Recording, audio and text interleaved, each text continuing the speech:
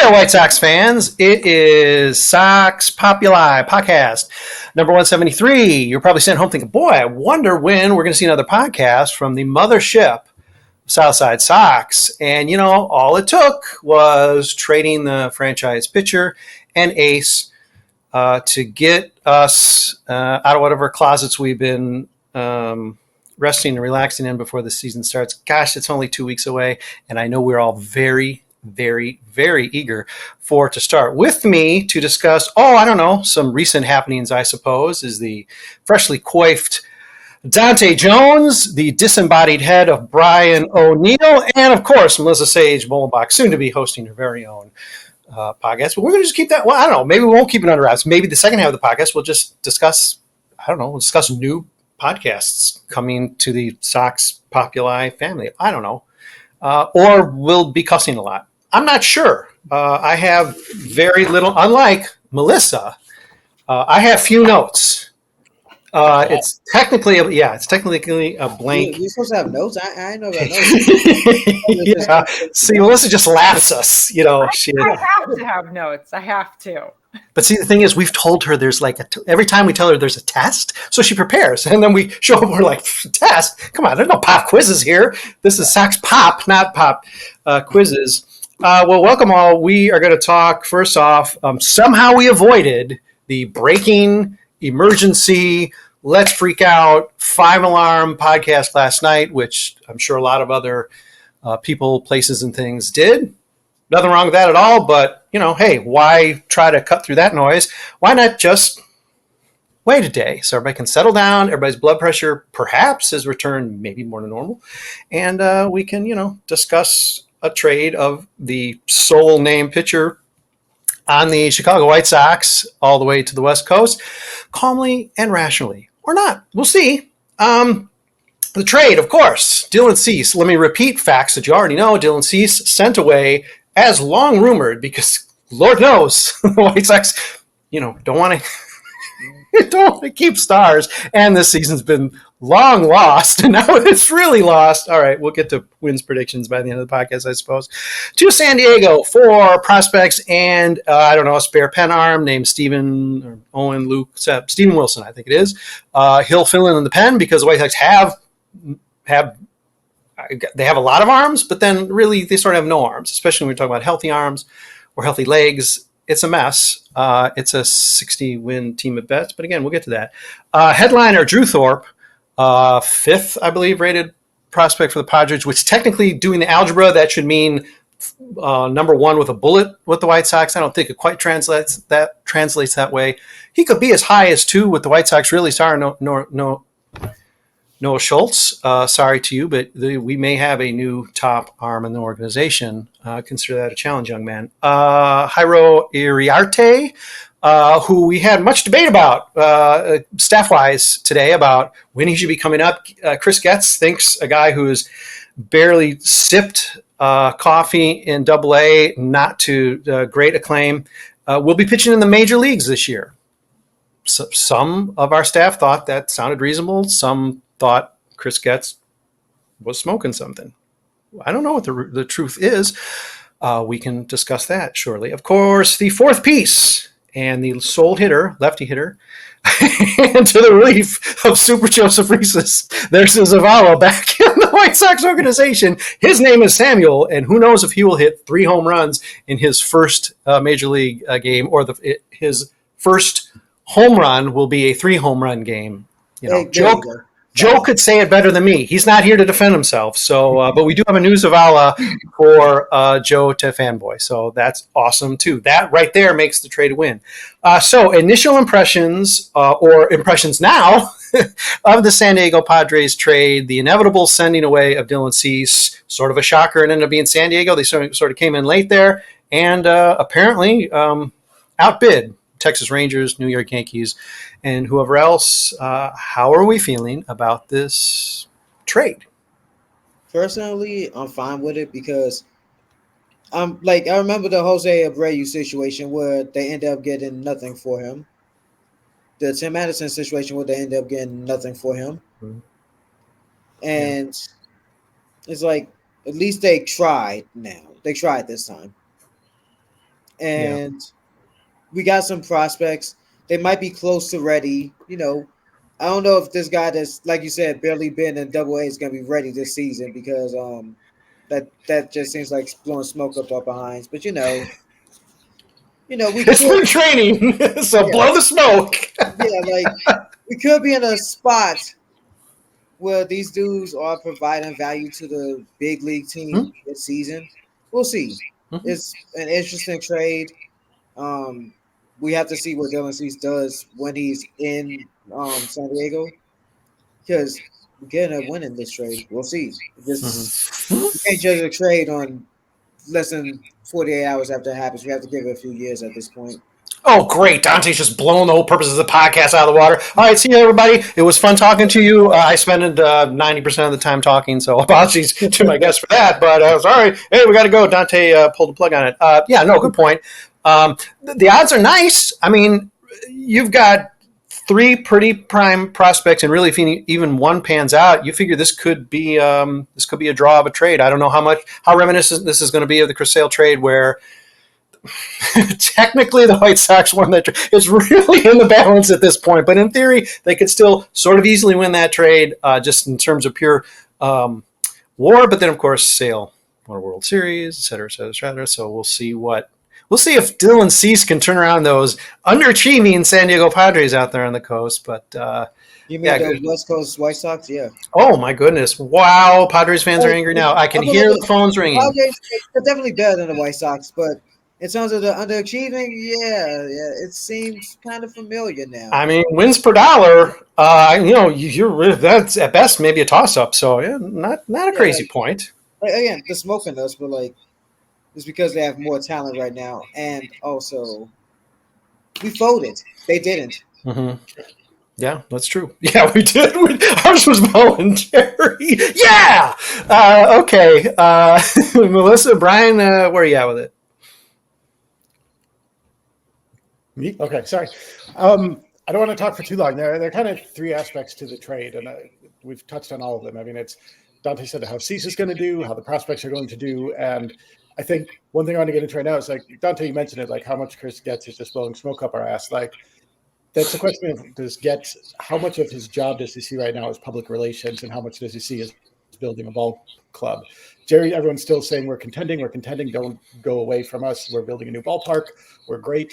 So it seems like I'm trying to still figure out if Getz believes what he says, or if he knows he just has to say it while still building a club. Because if he's building a club, like, I'm going to defer to our very own Selena Ray. Like, I was reading her analysis of this on Twitter. She knows way more about baseball and prospects than I do. And she said, I'm going to quote her, "Both pitchers aren't insanely far away from being MLB ready. If Getz wants a contention window towards the latter half of Luis Roberts' prime, this trade might look flat out brilliant." I don't know enough about the play. I mean, Thorpe, obviously, it seems like he's close. The Yankees traded him for Juan Soto. I mean, that's we essentially not nothing. Soto. Yeah, this is we were on that. We had seats at the table for the Juan Soto trade after everyone had cleared the dishes. Exactly. They showed up to the party late, but they showed up. Yeah. So if this is what Getz is planning, regardless of what he says, and I'm hoping he says stuff that he just thinks we need to hear, like, oh no, these guys are close to Major League ready, we're going to do good this year, but is actually planning for the second half of Luis Robert Jr.'s prime.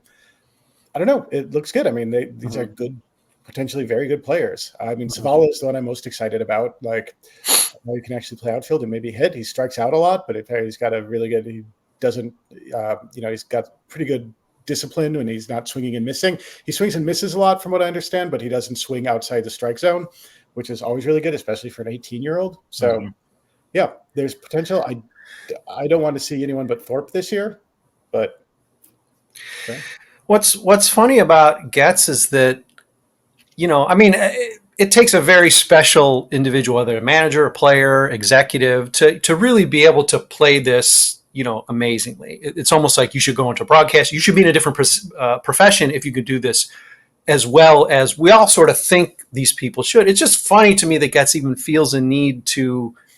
He already, he made this trade where the Padres talent, a trio there must have equaled and certainly bettered what had been out there.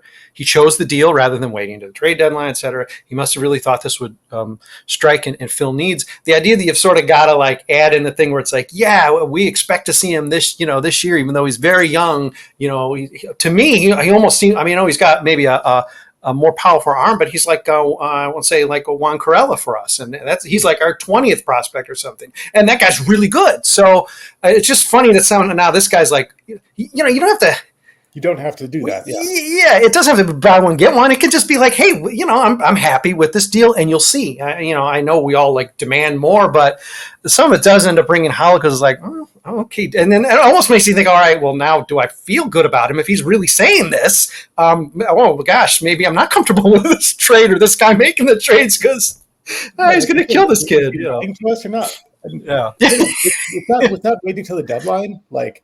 That's the big question. Do we think that Cease was unlucky last year with BABIP? Or did the guy who's really only had one great year only have that? So who knows? If we wait to the deadline, we might have gotten peanuts. Or we might have gotten,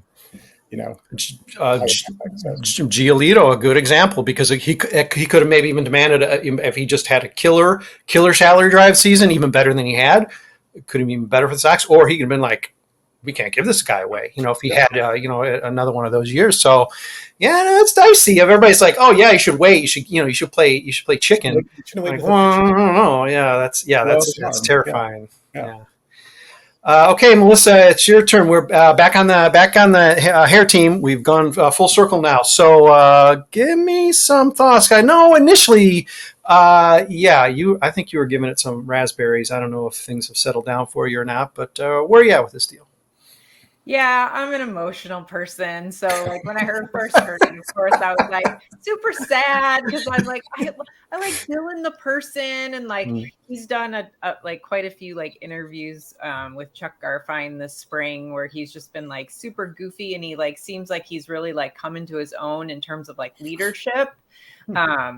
Like some of the younger guys, I think it was Nick Nastrini and Jordan Leisure were like talking about how Cease has really kind of like taken them under his wing and like, kind of made them feel comfortable in big league camp and everything. So I was like, oh, like he's coming to his own. And just as all that's happening, like he's gone. And so then I was sad. And then I didn't really know enough about the prospects, but I was reading what other people were saying. I was like, oh, it looks like we got fleeced. So then I was really mad.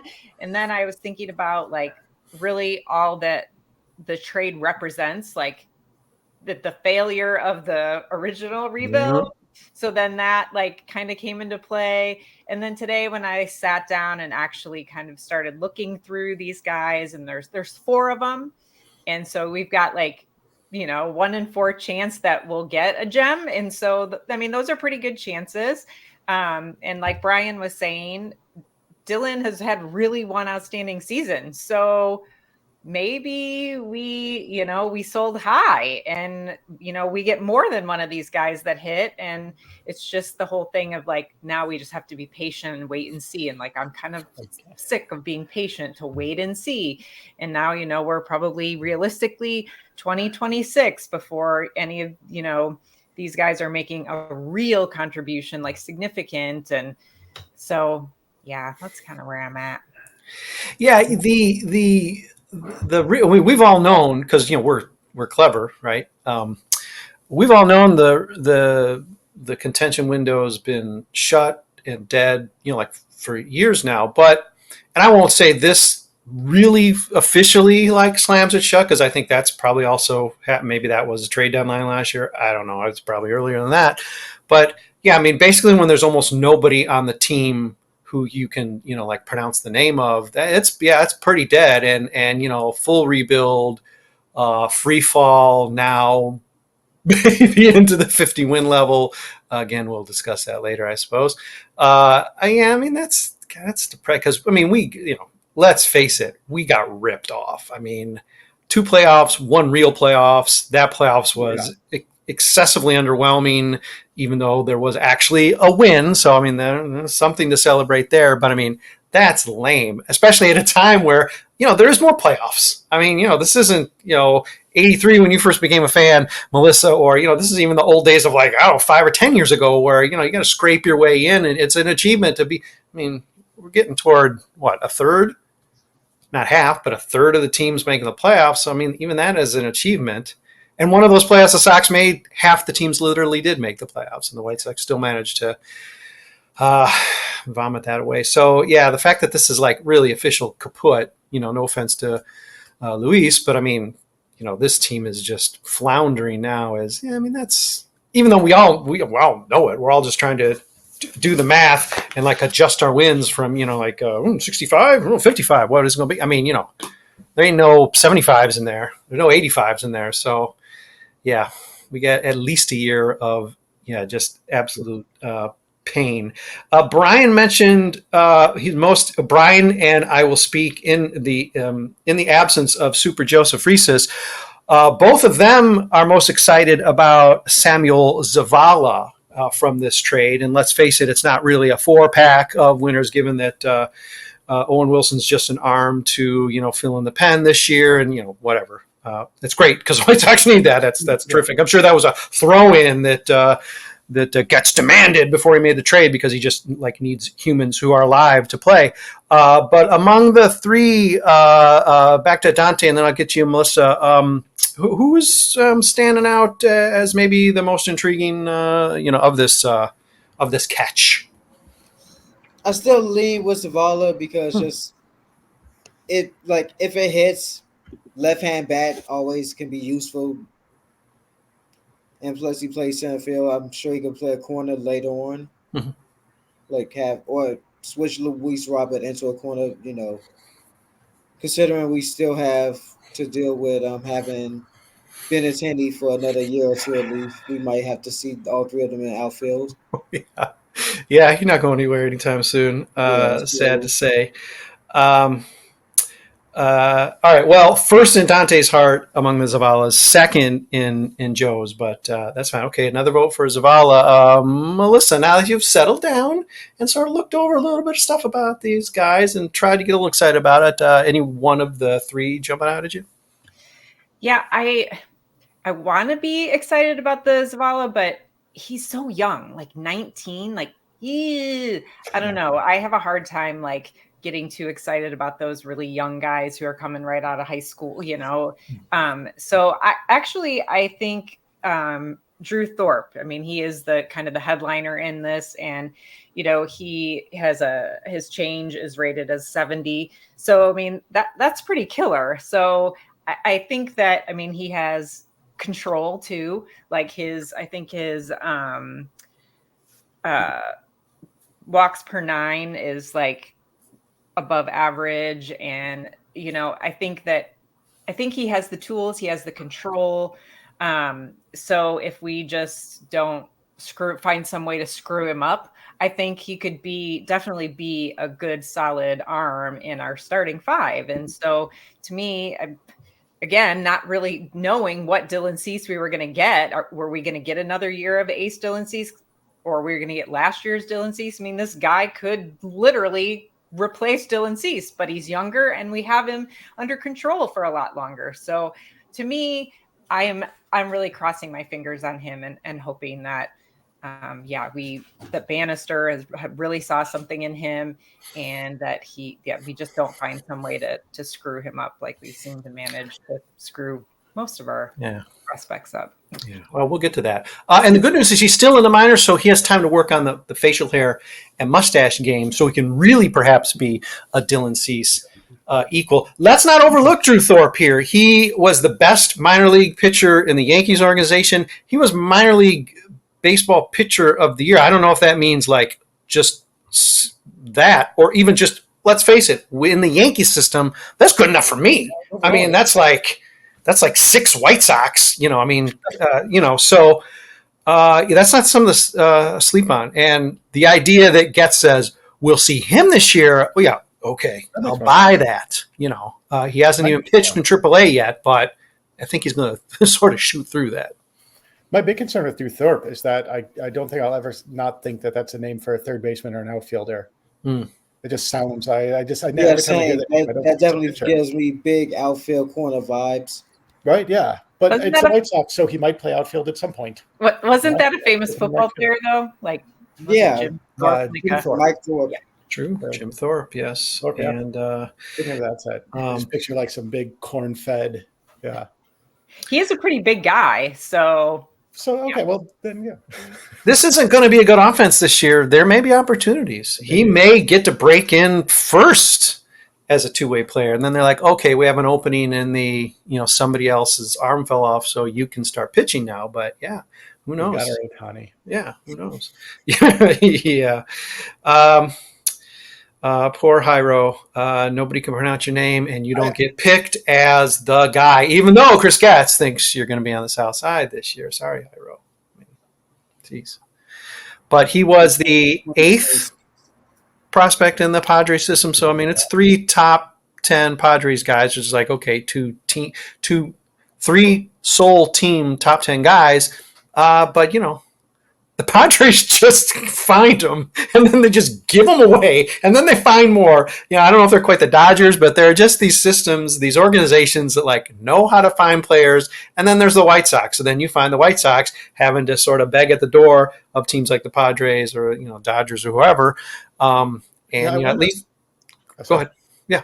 No, yeah, I want to be excited about him. I mean, he's got great stuff, but I think I'm kind of in the middle with what Melissa was saying with kids who are young, and like Thorpe is much closer, and the whole White Sox thing of developing pitchers. So it's hard to, I think in theory, he actually might be the most exciting one there, because it seems like he has amazing stuff. It seems like he could be a great pitcher, but I have more trouble getting excited about us developing someone like him. you have to finish that. Us developing is where the period goes at the end of the sentence there. Right. I'm sorry to say, even though we're supposed to be hopeful and optimistic. Hey, and let's not overlook the fact this guy is approaching 100 on the gun. And I mean, big deal. I'm more of a like, hey, I want to be a 1950s fan, and I want pitchers to pitch, and I don't want it to be maximum effort every single pitch. I don't like this era. Well, let's not overlook the fact that the White Sox, especially if you eliminate bullpen arms, I'm not sure they have starters who do that. The fact that Garrett Crochet is getting back there is like making waves, because let's not forget, like the White Sox and power pitching haven't been a thing in a while. Yeah. Like Lance Lynn, as hard as was going, like what 98, and like maybe. Gio and Cease will get up there every once in a while, but like that wasn't the forte. Mm-hmm. So it would be nice to finally have a power pitcher. That would be nice. Yeah, you can harness that, and I mean, obviously he's got some control stuff. But when you can throw 100 miles, first of all, you better get control. You're gonna kill somebody. But I mean, yeah, that's a nice place to be started. You can, the White Sox, they're going to screw something up. But I mean, there's not a whole lot for them to have to. It's just sort of like, okay, there's the plate. I mean, it's not like, okay, here's how we can, get maybe more out of generate more out of your legs. Or whatever. It seems like he's doing it. He wakes up out of bed, wiffle ball, 16-inch baseball. He's chucking 100 miles an hour. So it's not a bad thing to have in your pocket. So all right, I suppose a pretty nice fetch. Do we feel just because Getz pulled the trigger at this somewhat odd time? Let's face it. Do we feel like this was the deal that he couldn't pass up on? Was he just sort of getting tired of this being a storyline, or did he really jump at something that was considerably better than Yankees, Rangers, other teams might have been offering? What's the feeling about the timing of this, and whether there might have been better deals, out there?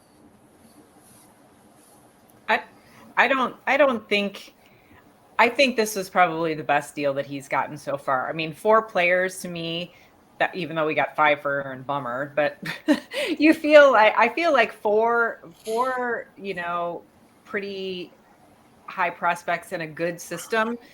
Because I was kind of digging around. I just don't know a lot about National League ball, and like these guys, like they went from, I think it was like a year ago, their system was like 23, and then a year later it was like in the top 5. They do that like consistently. They're rotating people through all of the time.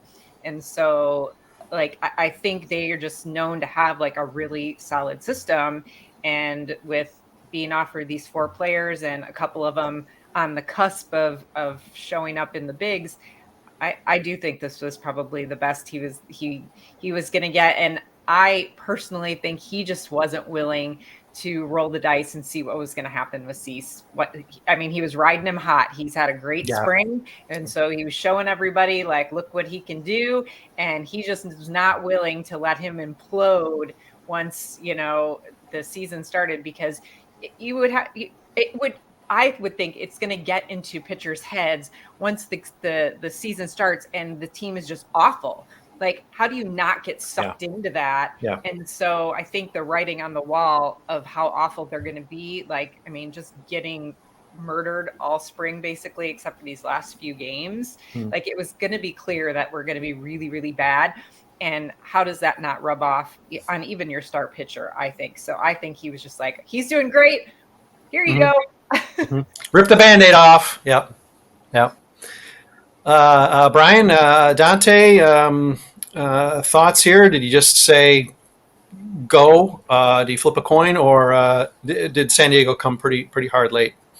I think San Diego came hard. They know that their contention window is closing. I think Melissa nailed it. I mean, he's had a great spring. His last start was fantastic, and that was probably the highest point it's going to get. I can say it better than Melissa. I think this is what they're going to get. I did want to say before I forget that Ryan said they wanted me to say that they were nonplussed about the trade. And I just want to give them credit for using it correctly, that they're not sure how to react. Most people use that to mean I'm indifferent towards it. Oh, but okay. The actual correct definition is I don't know how to react, so Ryan wanted to make sure that, they got in there, they said that. So okay. But I personally am using it wrong, and I'm nonplussed about Getz' decision. So, yeah. Okay. Next lesson will be titled versus entitled, but that'll be for next podcast. Dante, your thoughts about how this all shook out? Do we sort of trust that Getz sort of maximized the haul? I think he maximized the haul. I do think it was late because it was just a case of, well, at this point in spring, usually you don't see things like this. Mm-hmm. Last time we saw something like this was even later into spring with the AJ Pollock trade. And that was another regime. Boy, it's going to be a long podcast if we have to also shout at Rick Hahn. So, I guess we'll give him like a few months off. Oh yeah, it'll come back because Eloy will get caught in the fishing net, or something crazy will happen, and somehow Rick will come up. You know what? San Diego fans, I mean, you don't think of them as, for some reason we all sort of think of San Diego as a small market. They're not really that small. I mean, they're dwarfed, of course, by LA, but they're not really small market, even though they're always been sort of like lumped there. And the fan attitude certainly isn't that. They are a spicy fan base. I mean, we got a tweet just a few hours ago from someone, presumably Padres fan. A few people have been circulating Luke Smale's piece he did after the season that basically said what went wrong. He did one with Kopech too as well. I think he planned to do more because, well, face it, he could have done 35 of them, but he just tried to pick the biggest highlights. And just basically examine what happened with Dylan Cease. In fact, the piece itself is pretty positive. It's like, it's a little bit more of a mirage. It looks a lot worse than it is. The back of the baseball card stats are pretty spooky and creepy with like the ERA and stuff. But, the defense was horrible, bad luck, and so on. So it actually was sort of a positive piece. Of course, people comment all the time. I mean, hey, I'm guilty of it. Probably anybody's guilty of it. But, commenting without reading. But it's like, we didn't just like decide, let's get angry at this trade. So let's publish an article that says Dylan Cease sucks. I'm a clown, but I'm not sure that I would make that particular clown move. So I did have to let that spicy, red-assed San Diego Padres fan know. No, that was written like months ago. And it was actually just, an evaluation of his season that was sort of actually upbeat. So chill out, be happy you got a guy who's never going to miss a start. It's got a great mustache and is an absolutely bizarre individual. So have fun with that for a couple years. I mean, also, like, here's the thing. The date is right at the top. You don't really have to read. You can just click and read the top. One of the first things you see. I've written a good chunk of article for this publication. And been on a good chunk of podcasts. And every single time you can sort it by date. But my favorite is when people get hot about like a parody article, and it's like, again, if you just click on, I'm sorry we can't like put it on Twitter that it's a gag, but if you do actually just click the link, it says offbeat or satire like right at the top. You don't have to work as hard to find the date, but it's easy. It makes for fun discussions.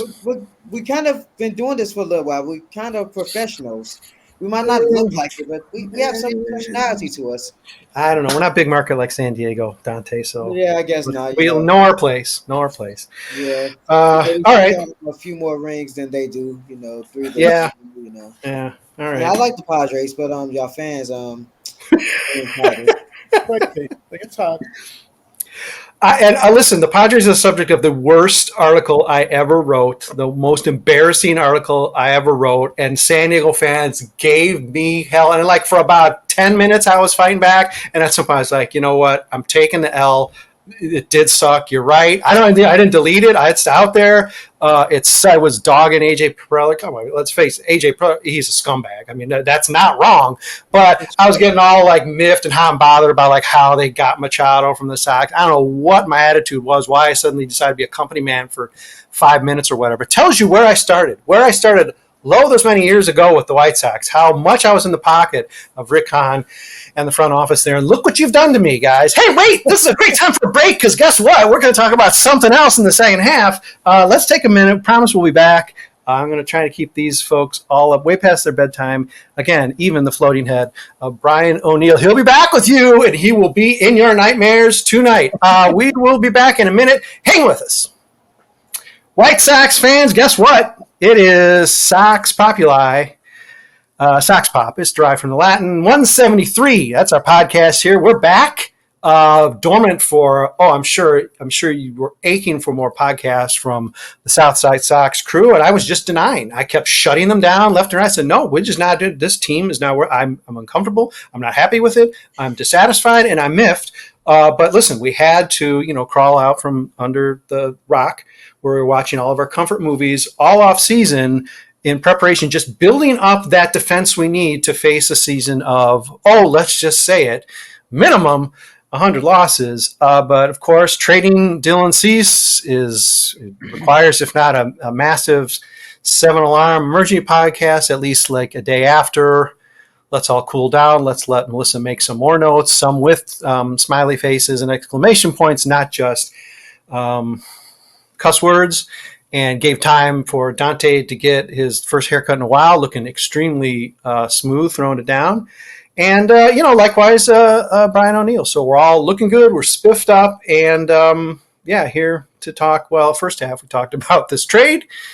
Hey, it's free time now. We'll get maybe to how this adjusts predictions of the season, maybe toward the very end of the podcast, just in case some of you fall asleep. You don't have to hear that because, again, you want to talk about a waking nightmare. You want to talk about keeping you up with nightmares.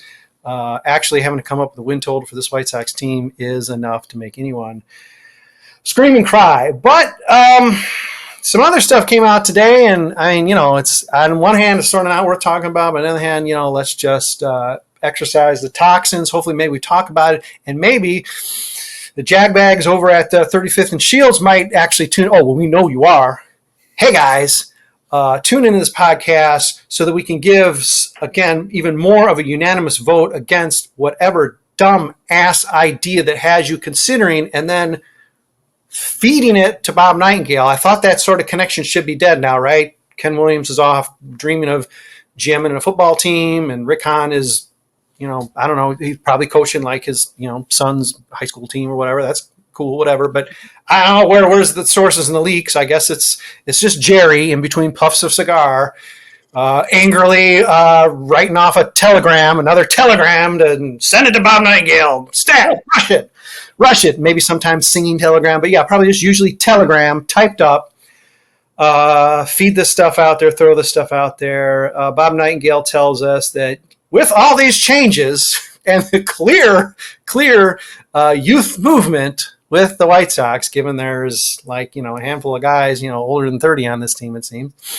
The White Sox are considering Because, somehow he hasn't gotten a job. Go figure. I mean, it's the easiest joke in the world. Like, why in the world doesn't he have a job, huh? And of course, not a joke, but I mean, it is an opening because it's a question that's real easy to answer. But Bob Nightingale didn't seem to answer. Coming fresh off of hyping future opportunities for the other monstrous abuser in baseball.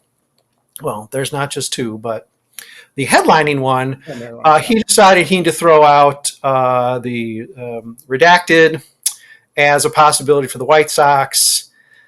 And, I mean, of course, staff-wise, it was met with, well, you could say shock. It's not shock, outrage, just a gutting feeling that we may be going through this again. And frankly, I've already suggested to the team different and more drastic measures we can take if this crap happens again. White Sox, don't make us do that. We want to actually cover your team, even though your team is going to outright suck this year, and you've sort of somewhat lied through your teeth about it, even to this point, because we're supposed to believe that Iriarte is coming up in May. So, I mean, listen, this is the this is the softballest of softball-y questions I could ever launch out there. But thoughts on the Bob Nightingale hype? Does he get a cut? I do not know why he's even bothering carrying water for, frankly, any player. This is not the job of even national name reporters, which, yes, somehow Bob Nightingale is, but certainly not the scumbaggiest of the scumbag class. So, of course, it's making all our stomachs turn, but if you got thoughts on it, I guess this is the spot to throw it out there. All right. Well, this is where I'm going to give the warning to hide your kids. Okay. Because the school is about to come. Bob Nightingale is a disgrace to idea of journalism. Bob Nightingale gets information about the White Sox however he can. I don't know how he does it. The fucker just does. And to float for this one to be one the organization floats out there as a possibility, this is a heat check. This is a can we get away with it? And no, you can't. There's a small contingent of fans that think about wins over morals. They're the ones that are allowed on social media. There's a much larger contingent of fans like me that sees Mike Clevenger, redacted on the starting lineup. When you see him on the starting lineup, I'm like, no, I'm not going to a game. I'm not watching the game. One start that man had, I watched. And by that I mean I turned the game on after I found out he got injured because I was so happy he got injured. Yeah. Does that make me a bad person? Maybe. I'm fine with being a bad person if I'm happy. He got there first. Bad people. Hey, I'm not as bad as that person. That's fine with me. But at the end of the day, I don't want to watch. I'm already going to be annoyed watching this team. I will just straight up not watch, decide to watch other things if they decide to put that man on mound. Yeah, angry. I did it for an entire season. I could do it for another one, especially when you're going to be even worse. Yeah.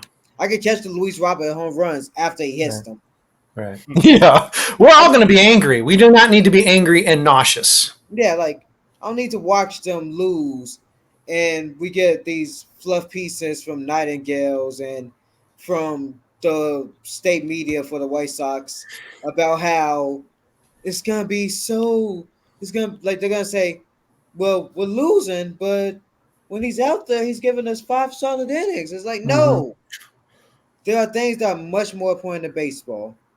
And this is something that's much more important than baseball. Yeah, and Dante, you can call this virtue signaling. They can trash me for this or whatever, but nobody else did what we did last year. Everybody else, and I know this is the job. I get it. I'm telling you now, and I told our staff that I would not be handling it if I was in that position. And now I know that makes me really courageous and quite a hero, and then put me in that seat, and will I really follow through on that? I'd like to think yes. Who knows? I'm not in that seat. Again, it can be looked at as virtue signaling, but my point here, the idea that everybody had to treat him like a normal, like a player on the team. How was your velocity? How did you feel out there? Were you bothered by that call? I get that's what you do with all the other normal players on the team. The idea that this guy gets lumped in, I don't care if he was top Class A citizen on the White Sox this year. We know he wasn't, because Lord knows if he was rescuing puppies during the season, we'd have heard about it and heard about it till Tuesday. So that didn't happen. So let's say he was average. He was an okay guy, whatever. I'm sure we're going to hear stories. They're going to come out, but okay. Let's say he was a normal guy. The idea that you got to treat him like that normal guy when we know where he came from, when we know what the White Sox did in terms of just the cartwheels they did to right from the jump last year at spring training, apologize in a way this guy was absolutely reprehensible and disgusting. It did put people who weren't as courageous as Brett Ballantini, not on the beat making big statements, but did put people who might otherwise not want to even get close to the guy, maybe having to stick that microphone in his face and, just pray he didn't get mad because you asked about like Paul Sullivan, a guy who I struggle to be pals with and have on and off, I suppose. But Paul, you're killing me. But I mean, listen, credit due. He asked him the tough question, whatever. The question of, hey, what's the deal with that, man? That's a really offensive choice you made. He didn't say it that way. You forced him to the mat to do it, and it got him pissed off. He almost snapped and made it easy for the White Sox maybe to get rid of him, although I'm not sure the White Sox under any circumstances would have got rid of that guy. And before I let, I'm sorry, Brian and Melissa get to this as well, it's even a jump, as Dante said, the meatheads out there, the jagbags are like, oh, yeah, it's going to be wins for the team. Oh, yeah, get him and Bauer as well. It's going to be wins for the team. That ain't no guarantee. The White Sox dodged a bullet. The guy was as good as he was. Credit due. He had a great season with the White Sox. It's no guarantee. Both of them are not that good. They are mid. They are mid. One of them is a side attack guy, and the other one is mid. Like, he's always been mid. Like, yeah, the one that got traded away from Cleveland because of just how bad of a person they are. Mm-hmm. Like, yeah, what? yeah. Like, Cleveland taking a stand. The fact that this is under consideration is like being spat on by this team, which we've been spat on by this team a lot of times. Yeah, like as I've said before, thanks to doing this pod and doing this work with you guys, I've become less and less of a fan. It's not me blaming you guys. It's me thanking you guys because I ain't wasting as much money and time. Oh, we took Dante's innocence. Oh, no. Yeah, that's the truth. You got to be sober looking at it. And boy, if this team hasn't sobered us up, holy Christ. Yeah, so, all right, listen, I've blown off enough steam. I'm sorry. Brian, Melissa, thoughts. This is such a great subject. Thoughts. So the thing that gets me is since the season ended, what we've been hearing from the team is we're changing the vibe in the clubhouse. Mm-hmm. We're cleaning house. We're looking for certain types of players, and we're bringing in all these veterans who are going to help mold the young guys and all this stuff. And then you're floating out that you're thinking about bringing back Mike Clevenger. Like, what in the world? Like, those two things. How can you not see that those two things do not jive at all? Mm-hmm. And so as a fan, I'm supposed to take you seriously. I'm supposed to believe things that you tell me. Like, I mean, social media, like 90% of the people out there are screaming at them, do not do this. Like, you are so stupid. I don't know how you can't. I mean, it was bad enough last year when they got blowback and they stuck behind him and made excuses for him. And, he was accused, but he wasn't actually convicted of anything. Whatever. Well, okay. You got away with it. Mm-hmm. We hung in there, and then you didn't, he went away, and everybody's like, okay. But then to just turn around and be right back in it again, it's like, I don't know how stupid can you be? Like, that's why I have Mickey Mouse on, because I'm like, this is like a freaking Mickey Mouse franchise. They talk out of one side of their mouth and they talk out of the other side of their mouth. It's just insanity. I don't even know how to describe it otherwise, but yeah. Apologies to Disney, but yeah, listen, it fits, and good wear. Yeah, I'm sorry, I didn't compliment your White Sox garb there, Melissa, but yes, excellent White Sox garb. Brian, thoughts on this delightful, delicious twist? I mean, there's nothing I can say that the three of you haven't already said. We know where we stand on this. What I kind of want to address is the idea of us at Southside Sox or other publications with redacted virtue signaling. I think Dante said, there are a certain contingent of fans who are saying, I care more about wins than morals. And it's not even that they're being neutral. It's that there's a certain amount of vice signaling, which I think is far more pernicious and dangerous and awful and something that's rotten about our culture is people deliberately saying, like, I don't care about that. I'm above this. And I am proud of what we do. Like, the baseline shouldn't be this neutrality and you're either on one side. The baseline should be there are things that are wrong and I'm going to stand up for it. And people who say, well, no, you're a child for doing that.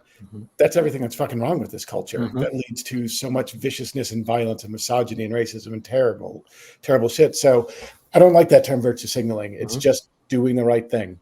And I'm proud that we do. And fuck Mike Clevenger and fuck the White Sox if they bring him back. I like you saying that. That was very, very well said, Brian. And that gets at what I sloppily was trying to address. And we had our own commenters saying, I mean, at best we'd get, oh yeah, they're doing this. Yeah, they're still doing this thing where they don't, because somebody'd come in, out of nowhere, like, hey, what's the deal? How come nobody, he had a good start. What are we talking about? Or what is redacted?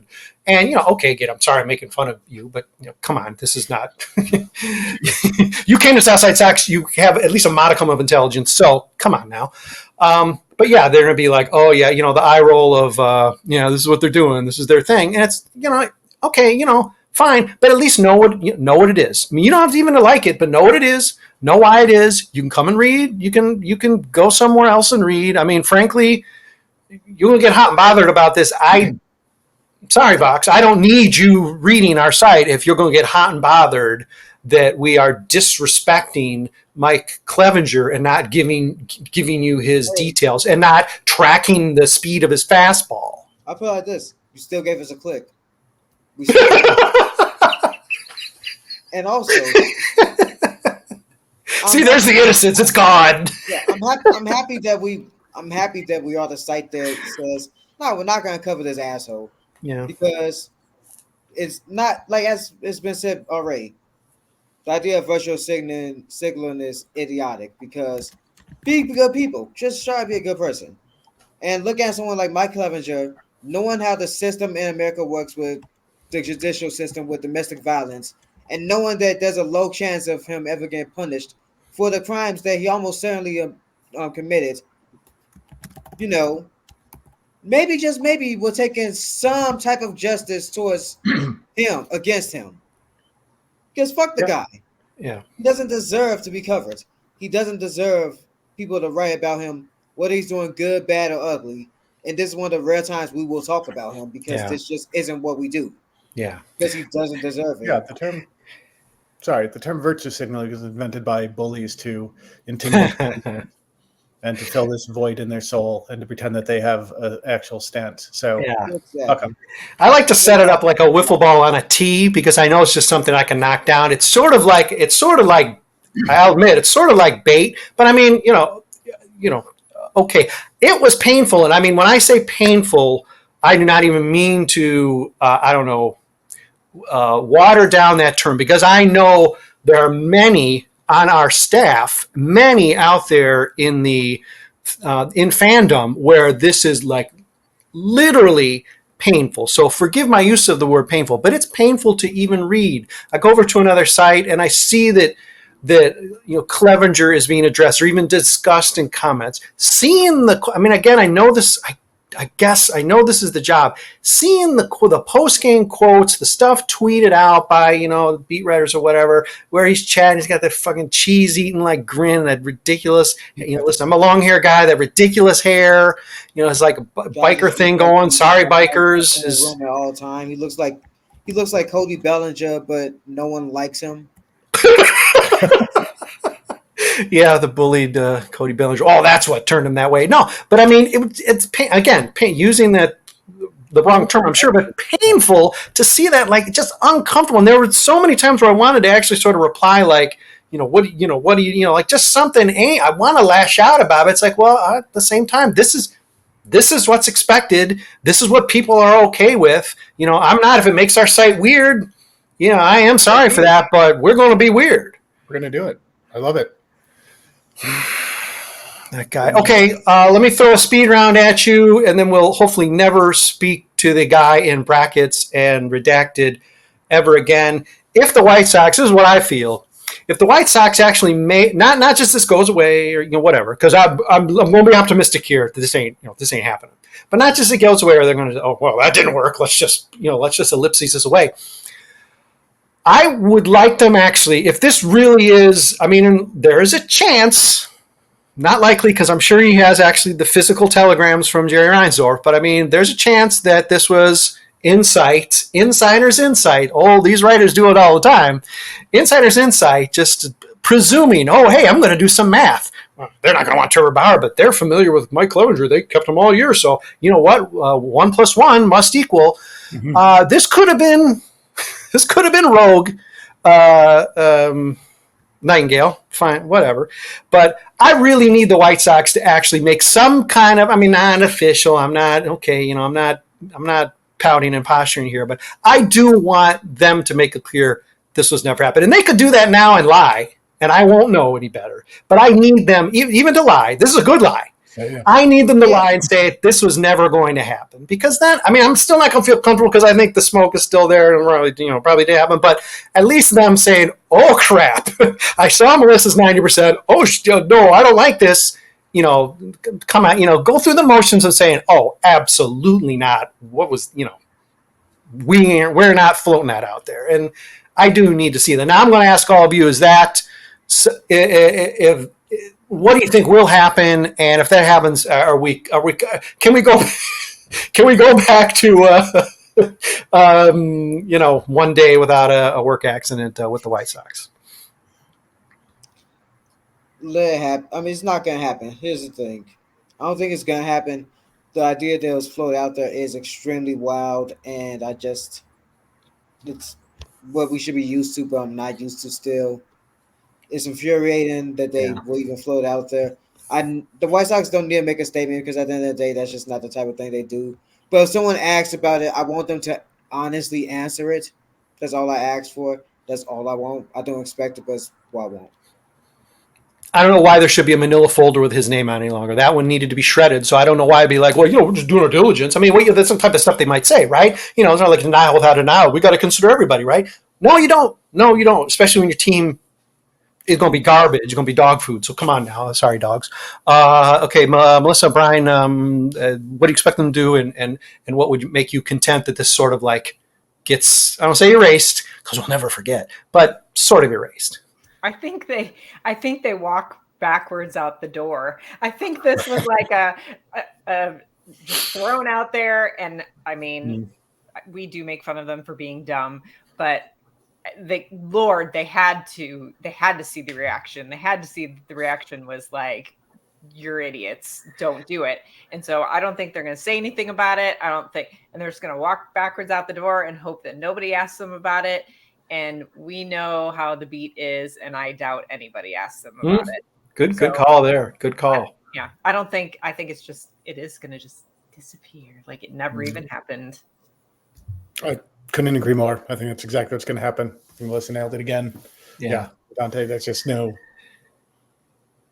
Imagine if you're the guy who does ask about it, because then suddenly you could maybe end up getting, now you're going to be like the pro club. Even if you just ask a question, be like, I'm the guy who brought it. I'm the pro Clevenger guy. Nobody. I think Melissa's point's right. Everybody's a little too frightened or comfortable to ask. But even on top of that, I'm not sure I want to be the guy, the courageous guy to be like, hey, what about Clevenger? Because then suddenly you're going to be the guy who got the White Sox to sign Mike Clevenger. Yeah, then you have to retire and you have to move out of the city. So, we don't want that to happen to any of those guys on the beat. They're all fine enough folk. All right, well, we're winding up. So let's, I don't usually let everyone in on the inner workings of the Southside Sox baseball site. But as we speak, we are preparing to make our predictions for the 2024 season. And of course, they're going to be horrifying, at least when it comes to the White Sox, but we still have to make those predictions and pick who the team MVP will be or who the worst player will be, because that's going to be tough. So we're going to do all that stuff. But anticipating that, again, don't want to program or like put a thumb on the scale in any way here. However, with recent events, let's just go around and get an idea of what right now you're leaning toward the Chicago White Sox. Given that this is probably, smoke them if you got them at this point. This is the team they got. I don't think they're trading Luis Weber. I don't know. It could be. Who knows? Probably not any big changes. Michael Soroka going to be your opening day starter or somebody like that. Okay, so let's start with Melissa. We're going to go hair team first. Melissa, record right now, if pressed, if tonight's the deadline for your predictions, what is the White Sox record going to be in 2024? I think they're going to be worse than they were last year. Okay. And I'm going to say, but because not like a lot worse, because I mean, they were pretty bad. I'm going to say 102-60. All right. Still crossing the, it's like Melissa can't think, okay, ever in my lifetime, have they not even won? So you're going to just say, they're just never going to dip below 60. That's. Yeah. I think they're just going to stumble into enough of baseball. Yeah, I mean, and with a little bit better defense. And I mean, honestly, the guys who are most likely going to make the roster that have been pitching this spring have been pitching pretty well, actually. Now, I mean, granted, they've only pitched 2 or 3 innings at a time, so get them in for 5 or 6, and it can be a total against average AA competition. But hey, the White Sox, you can only strike out who you're facing, so strike them out. So I think they're going to stumble into a few that's not going to take them under 60 losses. So okay, I'm going with 102-60. Sorry, Jackie, we don't see you on a podcast at least for a few more days, so that's good vibes. Sage-Bollenbach right there saying it's going to be at least 60 wins. Yikes. Okay, let's move counterclockwise on my grid, and we're going to the disembodied head of Brian O'Neill. What is it going to be? Nightmare scenario, minor nightmare. Last year, let's remind everyone, a year ago, you were like, I think you and Mal, some folks were like, listen, I'm rooting for this team.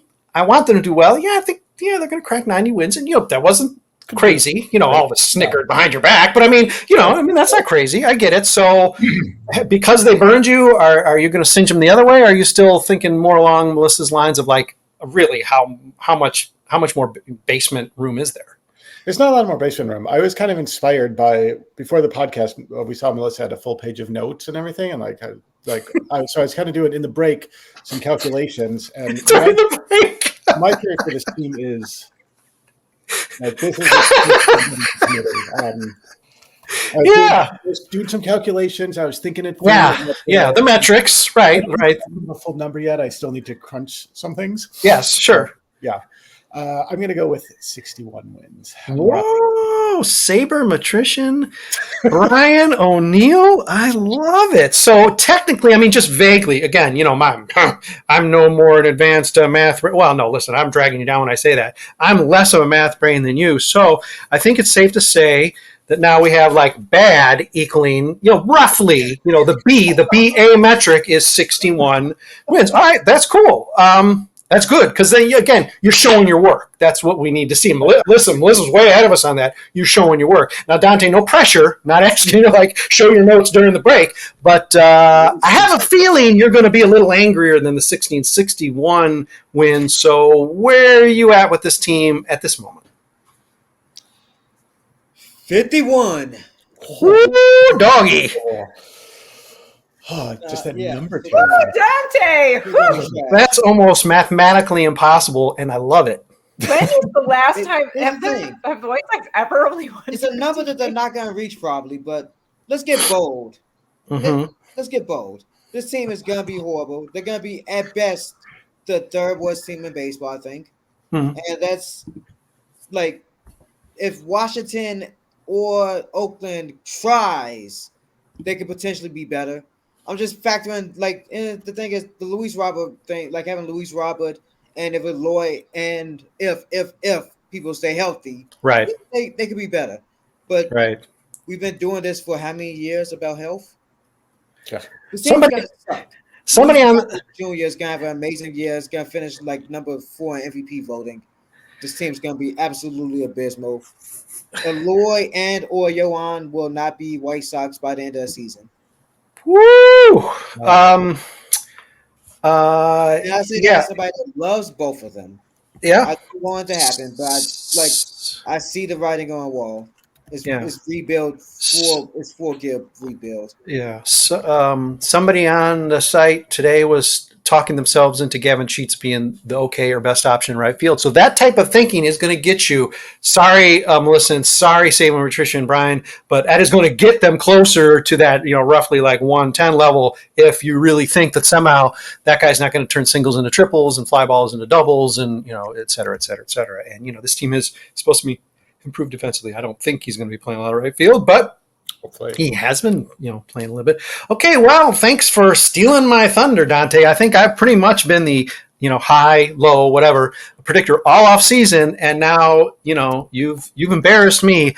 I all along, to be fair, have been saying when they still had a guy named Dylan Cease on the team and Redacted was nowhere near the clubhouse, I was saying record-breaking 107 losses. I will up that because, again, I know there's not that much room in the basement. They're pretty much in the basement at this point. Maybe they're not in that weird puddle in the basement that always shows up even when there's not storms. Okay, they're not in the puddle, but they're pretty much in the basement. So I will up it to 108. I don't think I can go 111. Dante is predicting a team 5 losses worse than any ever, and I'm the unlucky one who's actually lived through. Technically, I was not aware enough to be. My dad probably in the womb put a White Sox cap on me, but I was not fully actualized fan enough to know what was happening in 1970 when they won a ridiculously low 56 games and lost 106. Is that math? I don't know. They lost 106, so that's 5 losses worse. Dante's saying I'm still predicting they break that record, and I think that's an interesting. I'm not a betting man, I'm not a gambler, but that's an interesting bet. It's a stretch, but hey, It's a stretch. Strong right now. It's a stretch. I mean, Michael Soroka's still healthy. Yeah, right. That's okay. Yeah, all right. Go, Michael. There's a lot of stuff right now that looks nice this spring. Try playing in the snow at the end of March. I'm sorry, Chicagoans. Let's see how these guys hold up. All right, so Dante has passed me. I'm guessing I won't. Well, I know now maybe for a fact I won't be the high loss predictor this year, but it's going to be a very different looking slate because I think everyone had the White Sox at least 75 wins last year, and I'm not sure anyone will have the White Sox at 75 wins this year. Good job, front office. You're really doing a backup job. White Sox. Okay, I guess you can stop listening now. We won't say anything mean that you've got to make notes and type up for Jerry any longer because we're going to wrap up. Got a hot new podcast coming next week. Melissa's going to be a part of that. Hey, you want to tease that, Melissa? You don't have to, but if you want to, hey, go ahead. Yeah, it's going to drop next week, and it's for the ladies, and we're going to have some just fun baseball talk, but just fun girl time too, and I'm super excited about it. So. That sounds that next week. Yes. Can't wait. That's awesome. Thanks. It's been a long time since we've had that sort of podcast on our airwaves. Long since past time for us having that. And the exciting thing is, though she's not here with us, Crystal O'Keefe and Bailey Von. I'm going to put an N in there. Is it Schneider or Schneider? Schneider, I believe. Bailey Von Schneider.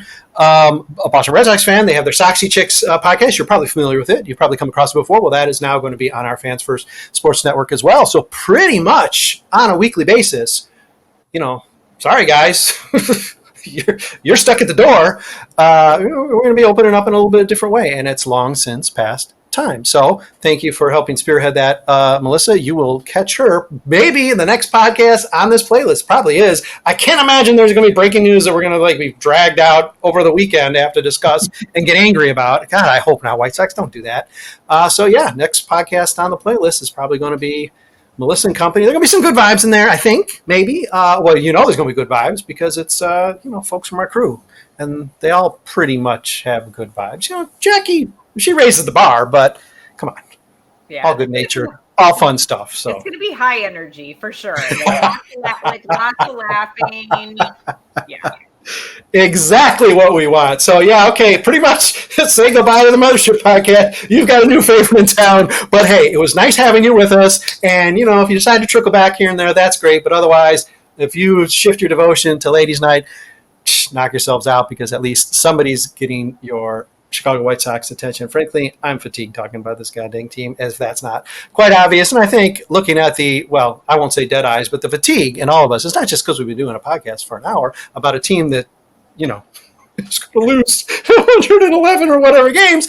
But, come on. It's the White Sox. You're just grinding us down, guys. But thank you out there for watching, listening, reading, whatever. Hey, don't be scared to comment on what's going on there. What, is everybody's commenting button broken? Come on. Don't be afraid to react to some of the stuff we write. You can't agree with everything. I mean, you should agree with everything, but you can't be agreeing with everything. Hey, throw us a bone. Come on now. But thanks for listening, watching. Thanks to Brian O'Neill floating about there in space. Dante Jones looking tight.